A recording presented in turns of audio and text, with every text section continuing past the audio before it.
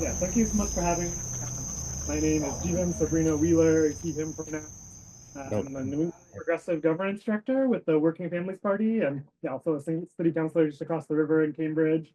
Um, I think this is the third session WP is presented at, so I'll maybe skip some of the background on Working Families Party, but if folks have questions, happy to sort of talk more about WFP and the history there.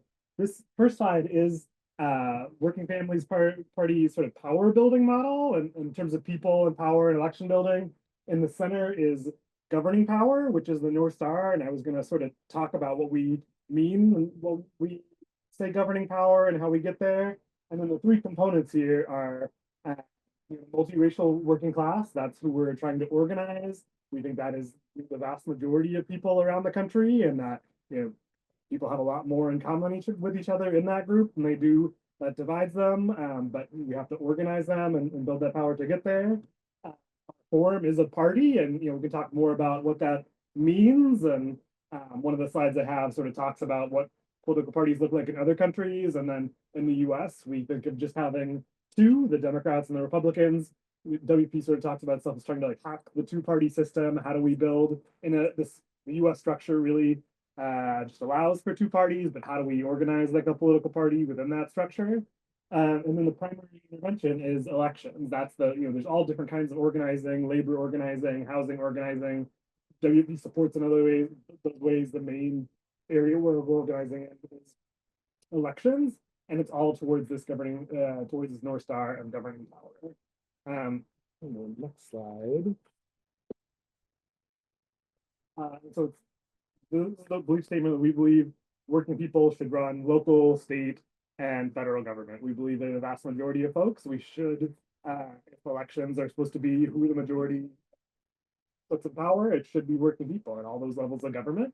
But right now it's not. And you can look at all sorts of different demographics and how elected officials compare to the working people in terms of race, in terms of education, in terms of gender identity, all these things, and it doesn't line up in that way. It's the thing I always like to point out or like think about is in the state legislature, we have hardly any renters in Massachusetts. There's a huge number of renters. It's like a third or more of the population. There are hardly any folks who are renters, and there's actually more landlords than there are renters in the state legislature. Regardless of what you think about, landlords, renters, landlords are maybe like 1% of people in the state, probably even less than that.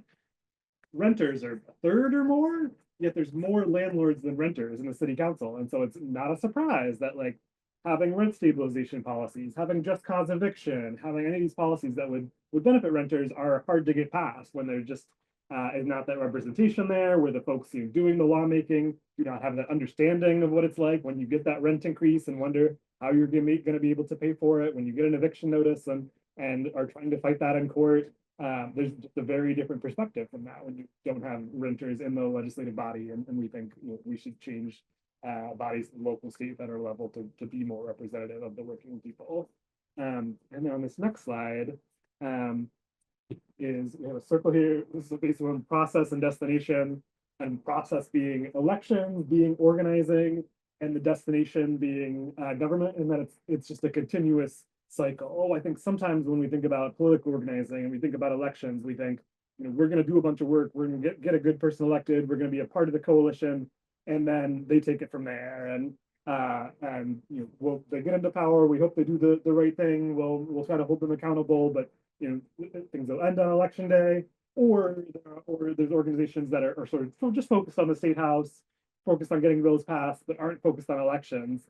And we're really trying to bring to it this. All right, this is a continuous thing. We do elections to get good people elected, and then we work with them once they're elected to try to pass laws that are going to benefit the multiracial working class. And because people see that they get good laws passed on affordable housing, on childcare, on healthcare, that inspires more good people to be elected. But it's having to keep working every step of the way, and it's a challenge to when you pass a good law to explain to people why that matters and how that's going to impact their community and why we need more people. So when you're not able to get the law passed, explain to people, explain to voters who the folks holding it up are and why we need to replace them in the community. But just trying to do both of these pieces, and I think that's how we think about things sometimes. We're working on a couple big bills in Rhode Island right now around childcare for all, around rent stabilization. But the idea is like we'll put it in there and we're going to fight for it this session, but it might not get past this session. But we're going to identify the people who are against it, and we're going to run people against them in the next election, and we're going to find the people who are supporting, and we're going to make sure they get reelected, and we're going to get it as a cycle until we get this passed, and sort of hope to continue building on this. So on the next slide.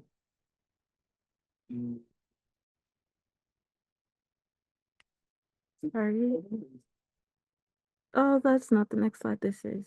Oh yeah, so these are we talked about the North Star of governing power, just breaking it down into the different components. So winning elections being a huge one. I always think of, as a city councilor, there are a lot of questions about like, how do you tell if there's support for something in the community for building affordable housing here versus doing something else with this parcel of land? And I always think of like elections as being the most powerful poll. Like you can have public comment and see who shows up. You can put out a survey to the community and see what the results are. But at the end of the day, the elections are what's going to determine what happens, because if folks, if you take a stand on something and then on building affordable housing on the next election, people are mad at you and they vote you out. That is the powerful piece. That's one of the like core pieces of governing power, our elections. And then the pieces within that, aligning forces, figuring out the different pieces of that strategy of labor, of community movements, of environmental groups, of once you get people elected, how do you organize them? It's one thing to elect a bunch of good people, but if they are all working in their own directions, if they're all siloed, if each person, we have one housing person and one childcare person, and they're each doing their own thing, and they don't understand why the other piece is important, you're sort of missing a piece of it. A lot of my role as the governance director is like organizing electives, and it's sort of like herding cats sometimes, because everybody's doing their own thing, and this person is the childcare person, this person is the policing person, but not everybody understands each other's what they're working on. And then we're hopefully going to have a state senator from Rhode Island joining on Zoom. But in a lot of places, being elected is a part-time job. They get paid just a few $1,000s a year. They all have day jobs. I believe Tiara Mack is the state senator from Rhode Island. She actually works in Boston, so she takes the train up every day and then goes back to does the legislature in the evening. But it's hard to just get folks on the same page when they have all this other time they have to spend on something else. And so just organizing folks in that process becomes super important. And then recruiting and developing leaders, I think it's figuring out that pipeline of having somebody who goes from an advocate, somebody who's knocking on doors or working on a bill, to someone who's running for office and then governing is super exciting when you can get it, but it's hard sometimes. There's a couple electeds we've worked with who went from advocating for cannabis expungement, or one woman who'd been formerly incarcerated herself, and then advocating on the other side and being able to speak to that personal experience. But a lot of the people who are the best legislators don't necessarily ever think of running for it, because they think there's just a gap between who is in there and what they are doing currently, and it takes a lot of work to build with folks to the point where they're comfortable running for office. And then this last point on testing narrative demonstrates alignment. I think there's both the values we have, and then figuring out how to communicate that to the public in a way that resonates with people and from a lot of different experiences. Because there are, even within Massachusetts, within Rhode Island, any of the states there are, there's a lot of different contexts, whether you're in, grew up in urban Boston or Cambridge, or you grew out up in the Berkshires, but some of the same issues around housing affordability, around public transit, but being able to talk about it in a way that's going to resonate with the folks is something to try to figure out. On the next slide, just talking a little bit about more what governing power looks like. The elected leaders being a big part of it, organizing communities to understand why legislation matters, and then doing co-governing is the thing that is like the gold star we're trying to work on, and it's hard, but it's the idea of we don't just elect them and hope they're going to be the perfect person, but how do we actually do the governance process with them, so that the things they're putting in are the priorities of the communities who helped elect them, that it's not I feel like there's sometimes a cycle of we elect somebody, hope they get in there, sort of hands off. They do something bad, then we're yelling at them and getting mad, and that's fair, right? If that communication isn't there, but if we can build to a process where we have core legislative leaders who are putting in things that are the priorities of the community that are going to have their back. Are I'm being a city councilor myself. I think there are times where you get in there and you're just told this is the way it's always been done. You're going to ruffle feathers if you're trying to push something forward. But having that understanding both of how the legislative process works in the community and then backing up the leaders to make waves to push forward new things is that piece I think we're always trying to work for, but it's a hard road sometimes figuring out how to do it. And then the next slide, this is sort of going to the piece I was just talking about and sort of thinking of that model. One person saying I'm a leader of WP, and the other person being the legislator saying me too. It just sort of requires a different model, I think. And sometimes we think of an endorsement process or a legislator coming forward and they're running for office and they show up and get the endorsement, and then you hold them accountable for it.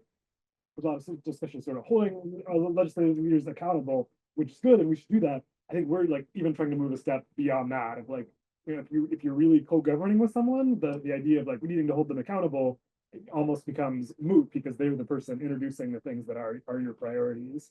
So building that relationship and figuring out who are the legislators, who are the targets, and who are the legislators we're working with come out of our communities. And sometimes there's a blurry line there, but it's just trying to get to that point and we have that co-governing relationship. And then I was just going to talk a little bit more about caucuses. And so we think of caucuses as groups of legislators working together and working with the community doing that co-governance. And I'm going to talk a little bit more about how we think about that. And I think it's an ongoing discussion even within WFP. But on this next slide, sort of this is a diagram of what the Congress in Mexico looks like. And this is just to like contrast with the United States, where we have two parties. If you see a map like this, it's usually, about 50-50 Democrats and Republicans at the federal level. In Massachusetts, it's probably like 80% Democrats, 20% Republicans, but it's still just those two colors, those two parties. The US is actually really unusual in that respect. This is in most other places, it looks more like Mexico, where there are the biggest party is a left-wing populist party, which the current president Claudia Sheinbaum is a member of. There's another party that's even further to her left, which is socialist. There's a Green Party. There's a center-left party. There's a right-wing party. There's like a Catholic conservative party. Like that is much more the norm across the world. And WP is like trying to push us towards this model, both as like a party on the ballot, and there are some states, including New York and Connecticut, where Working Families Party is a party on the ballot. You can run as a third party WFP candidate. You can also, they have what's called fusion voting, where you can vote. You could have voted for Kamala Harris on the Democratic line, or you could have voted for her on the Working Families Party line. And that's a way to say like, okay, I don't want Trump to be president, but I don't agree with all the things the Democrats are doing. Like that, we think that model is really interesting, and we're trying to build towards a real third party system in the U.S. We're also trying to sort of hack the two-party system and work together with the most progressive Democrats we can find, the folks who are actually going to champion working people values, and organize them as a caucus, organize them together, because there are other Democrats who are pro-gun, they're anti-choice, they are working with corporations. They still call themselves Democrats, but we think of them as very different Democrats than the folks we're working with. We're trying to organize caucuses of the legislators we're working with. And so Rhode Island, where I do some work with WFP, almost a third of the Democrats are also WFP folks. They're folks we've endorsed, we've worked closely with. They're not a majority of the legislature. They're not even a majority of the Democrats, but it's a solid group of people who, will show up at a press conference together and stand for something. We'll all vote together on things. We'll, go and push for leadership. And that is able to have real power. I think one of the things, it might actually be on this next slide. Oh no, the one I was thinking of, sorry, I might have forgot to put the slide on here. But the one thing one of the legislators we work with asked me one time, like, so if Working Families Party, gets a majority of people and gets enough people to elect the Speaker of the House, what's the plan? And what do we do there? Like that's the promised land. What's the power for governing? And we talked about it, but the thing I also think about a lot is it's not all or nothing. It's not like, where we have no power here one day, we're only a third of the legislature, then all someday we get enough people and we're in power and we run the show. That we have we have an obligation to use the power that we have now to, block things when we can, to champion things that we can, to push for things that have an instance. I think one example I could talk about is Rhode Island just 2 years ago legalized cannabis. They were a little behind Massachusetts in doing it, but all the other states around them were going to. They realized they had to. There was a bill put forward to legalize cannabis. It was pretty clear it was going to pass. It had the votes, but one of the things it didn't have in it was expungement for people with past cannabis convictions. So it was going to become legal. Anybody could buy cannabis, grow it, sell it. But if you had a conviction from 1980 or 2008 or any year before, that was going to stay on your record, and that was going to continue to make it harder to get a job, continue to make it harder to get housing, and that would have stayed even as it was legal, even as it was generating tax revenue for the state, even as people were making millions of dollars on it, and the legislators and the people we work with who are WFP thought that didn't make any sense. We legalize cannabis and keep all the past convictions. And so the legislators we work with pushed to get that included in the bill. We said, we don't want to have to block this. We don't want to vote no on this, but we can't celebrate cannabis becoming legal if everybody has to have their expungement, has to have this past conviction on their record. And so organized together, pushed to make part of that. And so that's a way to use governing power, even when you don't have a majority yet, to get there. But I think the other piece is that we would love to think about like that when we talk about governing power, it's how to make the agenda what the main agenda is, the working people's agenda, where it's not, we're just pushing for one thing each session. We're just trying to get eviction ceiling. We're just trying to get rent stabilization. We're just trying to get loan forgiveness, to get to a point where actually everything that's moving through is our thing. There's so many people pushing and trying to stop us, but to get to governing power where the main agenda is the thing we're pushing for. As I'm so my long-winded explanation of it. Well, this next slide, this is just like talking a little bit more about how we think about caucuses and getting a little more nuance than that, red, blue, Democrat, Republican piece. This is the Connecticut State Senate right now, and the green here, dark green is Republicans. So Republicans are, a far minority of the body. But then the light green, we put non-aligned Democrats. So there are Democrats in Connecticut who are, in the pockets of Wall Street, very much not for working people, not for labor issues. Like we think of them as almost as hard to deal with as the Republicans. That's the green section. On the other side, the very dark purple are the working families folks. They run as Democrats. They also, because they have fusion voting, are working families party people. Those are the core people we work the most closely with. Some of them helped found the WFP there, or or come out of labor unions or racial justice organizations. They're the dark purple. The next folks are like a little bit lighter purple, are folks WFP has endorsed and support, and not the core people, but they will, we talk to them, they're they get the issues, they're down to vote the right way. The lighter pink are the people who are like generally aligned. They might disagree with us on a couple issues. They're not the closest folks, but they are usually voting the right way. And then the real purple is, we say like would be happy to go along, as the point where if we get to power, we get to the point where we're electing the speaker, there are some folks who will go either way. They blow with the wind a little bit, right? Of like, the Speaker of the House is saying you've got to vote this way, you've got to do XYZ, they will go with that. Right now that is more conservative Democrats. If that becomes WFP people, they will go along. And then there are people sort of mixed issue stances. They just like, some people are weird, right? They're very good on one issue, they're very bad on another issue. There are some of those people. It's just like the way we try to think about caucusing, the way we try to break it up. It's just like, how do we, when you're doing power mapping, when you're trying to figure out how we pass this expungement bill, who are the people we're going to work with, and as we build towards governing power, who are the people we can work with, who are the people we need to take out in the next election, the people in the go along category, the people in mixed issue stances, they might not be our favorite folks. They might also be the targets that we need to take out, right? It's maybe these light green people, these Democrats who are just so frustrating. They are opposing us on every issue. That's the folks we want to start with, as well as taking out, replacing the Republicans with better folks. then work our ways back, and if the seat becomes open, maybe we go at that, but just trying to figure out that strategy for how do we win elections and get to governing power. Thank you. This next slide is just getting into some concepts that might be sort of helpful in thinking about caucusing and legislators, and then love to have discussion and questions sort of open up to. I think we just have 2 slides left.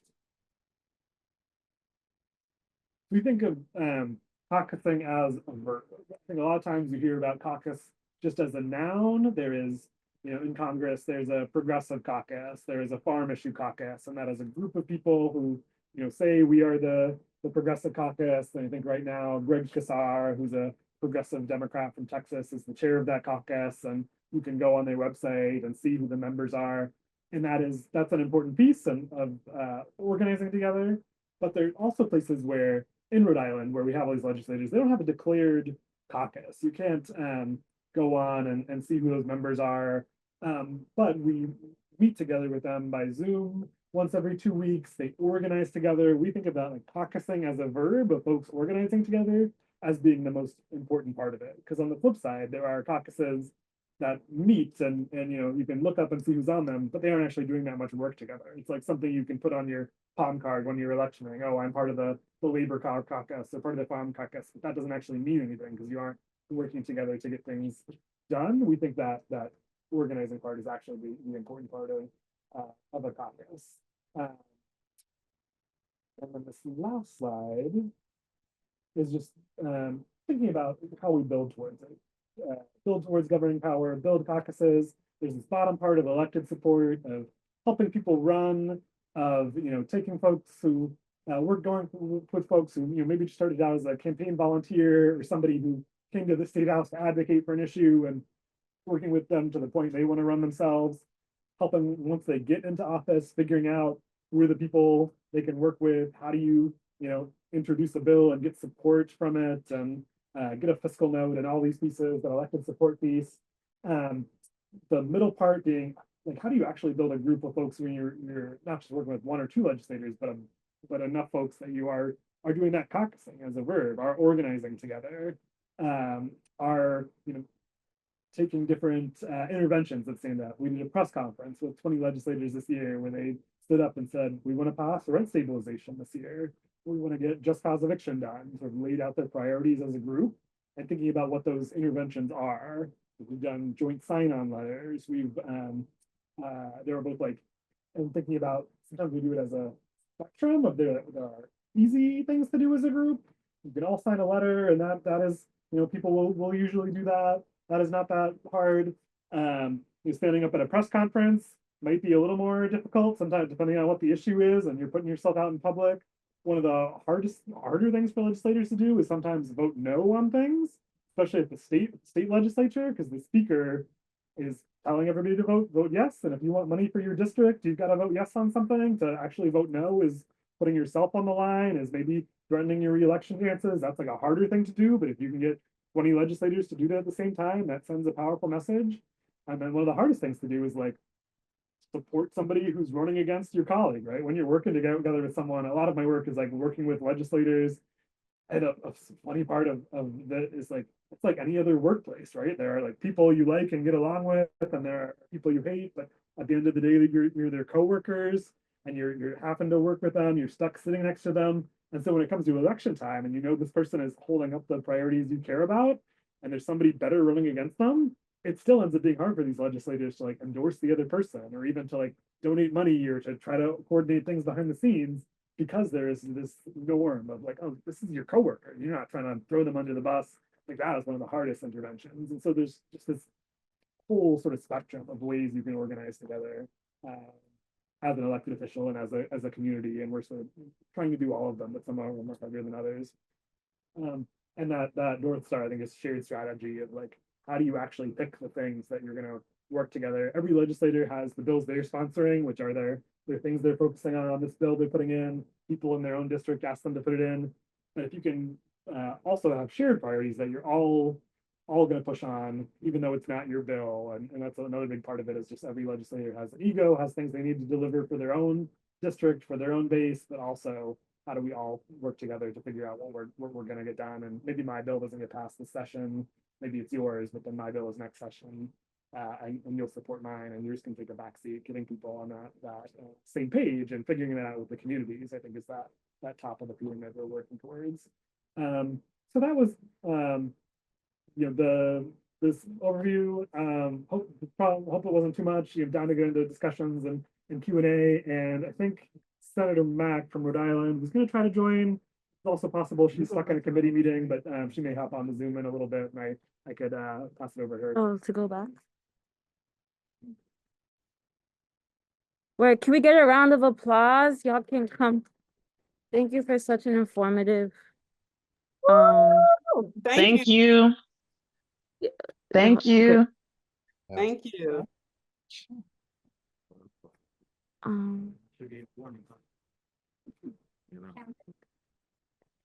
Feel free to add your questions, either raise your hand or ask questions in the chat. But this is now our formal Q&A period. So we have 2 people in person. Okay, yes. Can y'all do me a favor? Can you come up here so the folks virtually can hear you? And please leave with your. We're gonna. Yeah, let's do it. I'm close enough. Just leave with your name. Am I close enough? Can you hear I'm close us? enough. Yeah. Can y'all? Yes, I we guess. can hear you. you. Oh, okay. I'm Kay. There's just so much to say when it comes around legislation and trusting politicians and feeling like they're listening to you. Trying to contact them is not easy. Like with the emails, you really can't get in contact with them, period. So when you say community, like I'm from Boston, I don't feel like I'm part. When it comes to legislation, like I have a voice with the legislators. I feel like they ignore the community. And it's important, even if I'm not there, that you consider that everyone doesn't think like you. Because I feel like legislation is very biased. There's a ton of bills on the Mass website. It's too confusing. Like no one's gonna sit there and read all those bills. And I think they do a lot of things so that it's not transparent to the community. So things could get passed in kind of like a sneaky way that may not benefit someone like me. But it's important that if I'm not in the room, but I'm from Boston and it's gonna affect me, it's important, like that little graph you show where you could put labels, Dems, Republicans, liberals, whatever you want to label people. Everybody's different. And a bill and a law needs to reflect what society looks like when you walk outside. And that's very important. I could say three things on that. One is like, as a city councilor, is something I'm always trying to think about is how to show up there, how to listen to people, not just at election time, but throughout the year and be accessible. Something I started trying to do this term is, so like our elections are in odd years. I was trying to knock on people's doors in even years and just say, look, the election's not for another year and a half. I'm just here to see what's going on in the issue. Can I, there's a sidewalk problem? Is there a traffic issue? Does there need to be a stop sign over there? To try to show up in that way, and something we try to push our electeds to do more, be out in the community, hold events, try to be accessible to folks, not just around election time. And then the flip side of that is like, as a resident, how do you get folks to be responsive? And I think especially at the like city council, state legislative, the like smaller levels, if you can get 5 or 10 other people and say like we'd like to have a meeting with you in Zoom or in person, that's a significant amount, and they will figure out a way to show up and listen. Doesn't mean they'll always agree with you or do with you, but if they're ignoring even 10 people, like as a local legislator, they're probably not doing their job right, and they know that, right? There are people who will still ignore you, and those are like the people you maybe need to run somebody against. And but even like halfway decent politician will be like, oh, 10 people, like I need to show up and listen to this thing, I need to follow up on it. Maybe they won't be able to get the thing done, but if you can get even a few other people, they should have to show up and listen and do it. All right, so first, super shout out to you. I appreciate like your bravery in such like a strongly democratic state. Well, not really. The largest party here is actually independence, but in a state like this where like you're really safe as long as you don't do anything. For those who don't know, like Massachusetts is ranked, I believe, out of the last 8 cycles, 6 of them we've ranked dead last in the entire country for competitiveness, which means like once you're elected, you're like almost elected for life here. As long as you don't like really do anything or make waves. And I do want to say that I super appreciate that you join with people across the river to try to end broker fees. And you're currently literally calling for one of your own counselors to step down because of his engagement with the sex brothel scandal over in Cambridge. Like, I really appreciate that kind of bravery.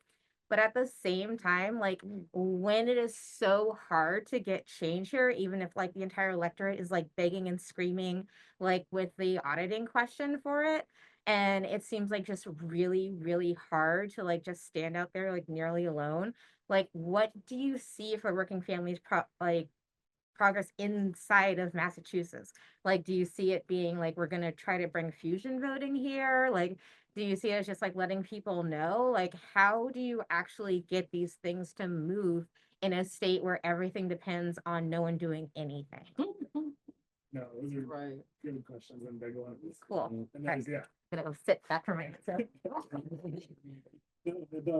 I think the piece and so like working families party, national organization, there's a few states where we have actual chapters right now, including Connecticut and Rhode Island. We don't have a formal chapter in Massachusetts yet, but that's something we're talking about.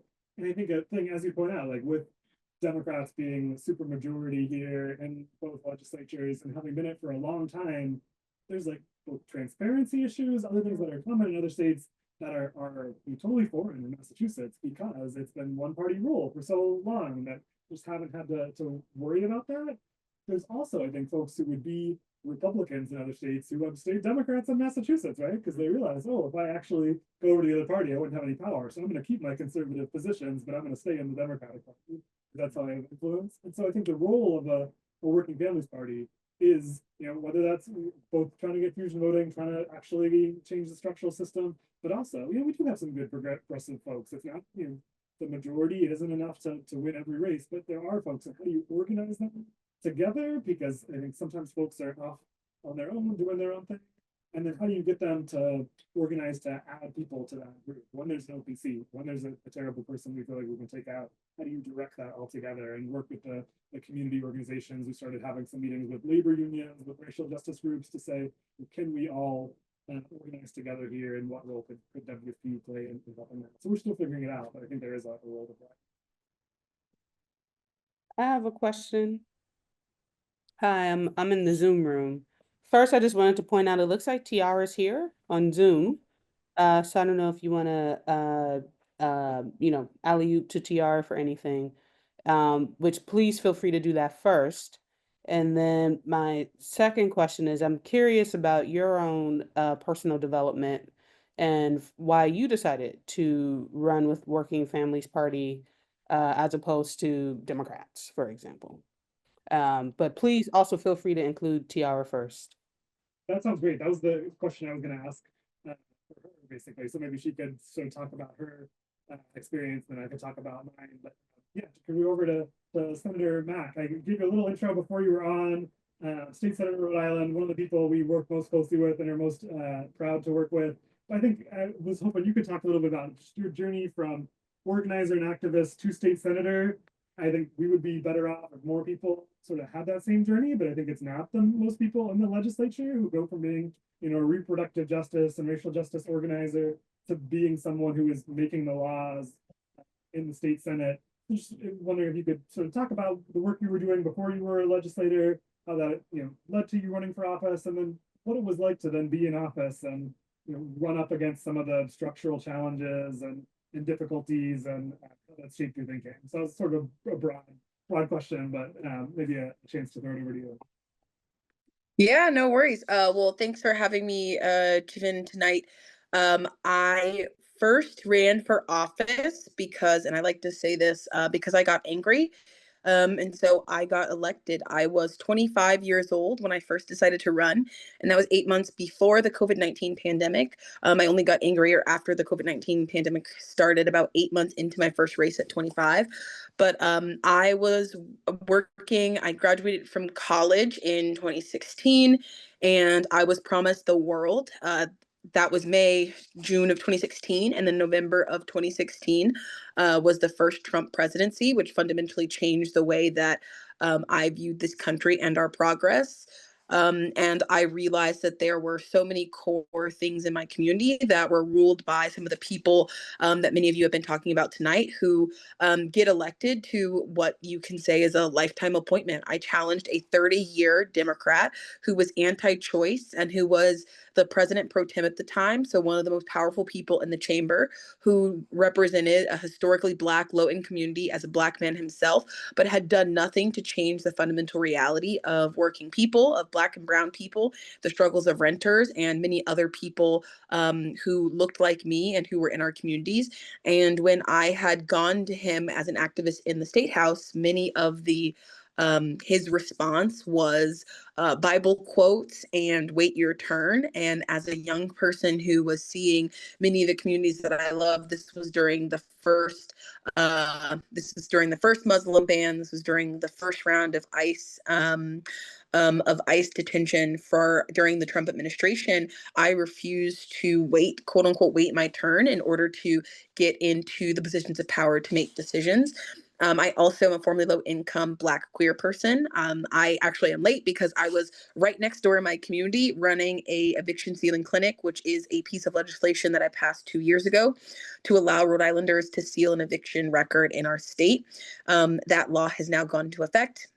And so many people still don't know about it or don't have the tools and resources to do it. So last year we put the form online to make it even easier for people to file to seal their evictions.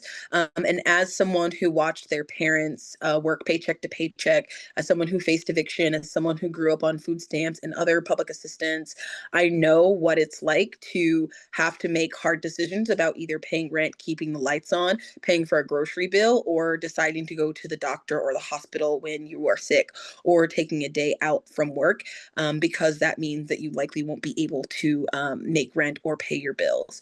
So one of the things that I, now that I'm 5 years in my position, I continue to ground myself in like what makes things easier. And at a time right now where there is a lot of chaos, one thing that I like remember and am grounded in is that there are people who rely on strong voices and people who are unapologetic about standing up for the communities who need their voices the most. No one comes into these positions because they want to, or at least people like me and people from my community don't come into these positions because we want to, because they are not paid. I have a full-time day job and come to this work after working my 40 hours a week and during a work day, and I still have things to do, but I come because it is necessary for my voice, my story, and the stories of people who look like me and people who I can more closely relate with to be heard at the highest levels of decision making. So that's why I am in office, and that's why even in these chaotic times where it feels even scarier to be a Black person, a brown person, a queer person, an outright working families champion who is saying that the rich should pay their fair share, that is saying that healthcare agencies should not be nickel and diming people, who is saying that some of the people with the largest amounts of power should be challenged. And that is a scary time for folks who are open opponents to that. But I know just how necessary it is that we have more voices and more people like that. And the urgency of the call to action, call to organize, and the call to lead has never been louder, especially given where our country is right now and our communities. And I maybe missed another question, but that was my soliloquy. Oh, that was perfect. And I was gonna say for myself, why running for office. I think it was bringing that experience, like Senator Mack talked about. I was a renter when I ran. I'm still a renter now. 2/3 of Cambridge were renters, but we had hardly any renters on the city council. Yep. Knowing what's like getting that rent increase every year. Kristen had mentioned the work on trying to end broker's fees to rent an apartment. That's something I had to pay almost $3,000 in a broker's fee to rent an apartment that you never get back when you rent it. We got a rent increase this year, my partner and I. And so we looked around and like, okay, should we move somewhere more affordable? A place that was more affordable, but then realized, oh, we'd have to pay a broker's fee for that apartment. It would actually be more expensive to move when you add the broker's fee than to stay put. And it's just a challenge for so many renters. But because most folks on the city council were not, they just did not realize that. When I introduced a policy around this, one of my other councilors said to me, I just don't know if this is a huge issue. I think people could probably just negotiate the broker's fee, right? They could negotiate it down and not pay all of it. And as someone who's a renter, I just could imagine trying to say to the broker, like, oh, can I just pay half of this fee? Can I just pay 10% of it? And they would just say, no, I'll go to the next person. There's a ton of other people who want this apartment, right? And so bringing that experience and that voice and that perspective, because it's not always at the legislative body representative of our community. So I think that was a big piece of it for me. Other questions for Senator Mack or? Well, I was just gonna say, I know that very recently there was a election for a congressman in Rhode Island, Gabe Amo. And so I'm just wondering how you're able to navigate through Rhode Island, because I guess what Jivan was telling us briefly that things are a little different, but do you all work there full time? Do you all, like, how does the legislature, is Rhode Island like Maine, or is it like Massachusetts, where you all are full time? Like, maybe you could tell us a little bit about how you're. Yeah, do you, Senator Mack, just want to talk about like the logistics of it? I was saying, yeah, part-time legislator, and I think you have a job in Boston, right? We're in Roxbury. Yeah. Now, yeah. What the day-to-day is like as a state senator. Yeah, so Rhode Island is a part-time legislature, so it's like part of our constitution. And over 250 years ago, when Rhode Island became its own territory before we had states, our General Assembly was made up of regular farmers and people in the community. And it is hard balance. I was 25 and naive when I first ran, but unless you are retired or independently wealthy, you have a job on top of the legislature. So January to June, Rhode Island is a pretty long legislative session, especially for a part-time. We start the second January of every year and we end before the budget is due, which is July 1st or June 30th of every year. So we have about 6 months of session and we meet anywhere between 2 and 3 days a week in the Rhode Island State House at 4 p.m., sometimes 3 p.m. So for folks like me, I leave my job early. I'm an hourly employee at my current role. So I lose money to leave the State House early or have to make up hours on Mondays and Fridays when I'm not in the building. And then Wednesdays are a little bit lighter, so you could leave anytime between 6-7 p.m. But on long nights where we have controversial bills, sometimes you're not leaving the building until 10-11 o'clock and then still have to go to your day job the next day. And then we are also compensated $19,970 annually. So it is a little bit under $20,000 and it is taxed. So your take home is different.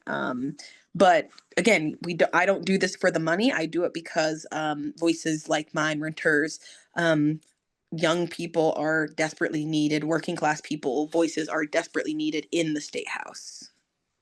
No, the reason I'm wondering is because I think part of developing power is having people that at least have the resources that they can function. So I guess what I'm saying is that you being a part-time legislator, do you still get a staff member, or do you all have committees that help you all research? Like, how are you able to basically govern and decide where the funding goes if you don't have a staff or you don't have the resources that you need? And the reason I say that is because in Massachusetts, depending upon where you are as a state rep, then you can get, up to 3, staff members if you're a committee chair. If you're a senator, you certainly have 4 to 5 members, depending upon your budget, because they have a budget of 250,000 to 300,000 that they can basically delegate as they wish. But so I'm just curious how it works in Rhode Island.